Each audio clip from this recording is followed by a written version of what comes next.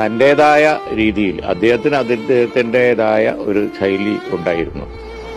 പ്രസംഗത്തിൽ, പ്രവർത്തനത്തിൽ, അതുപോലെ തന്നെ ശത്രുക്കളെ, രാഷ്ട്രീയ എതിരാളികളെ നേരിടുന്ന കാര്യത്തിൽ ഒക്കെ അദ്ദേഹത്തിൻ്റെതായ ഒരു ശൈലി ഉണ്ടായിരുന്നു. നിയമസഭയിലായാലും പുറത്തായാലും അതുപോലെ തന്നെ മറ്റു രംഗങ്ങളായാലും ഒക്കെ അത് അദ്ദേഹത്തിന് സ്വന്തമായിരുന്നു.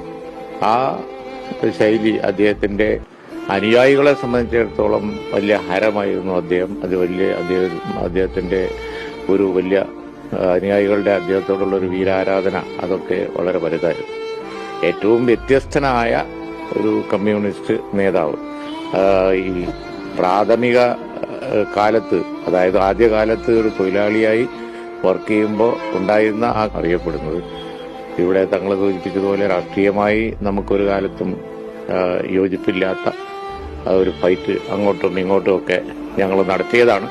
പക്ഷേ ആ സൗഹൃദമൊക്കെ, പൊളിറ്റിക്കൽ ലീഡേഴ്സ് തമ്മിലുള്ള സൗഹൃദമൊക്കെ കാത്തു സൂക്ഷിച്ചുകൊണ്ട് തന്നെ പ്രവർത്തിച്ചിട്ടുണ്ട്. മാത്രമല്ല അദ്ദേഹം മുഖ്യമന്ത്രിയായപ്പോഴും പ്രതിപക്ഷ നേതാവായപ്പോഴും ഒക്കെ തൊഴിലാളികൾക്ക് വേണ്ടിയും സാധാരണക്കാർക്ക് വേണ്ടിയും ഒരുപാട് കാര്യങ്ങൾ ചെയ്തിട്ടുണ്ട് എന്നുള്ളത് വസ്തുതയാണ്.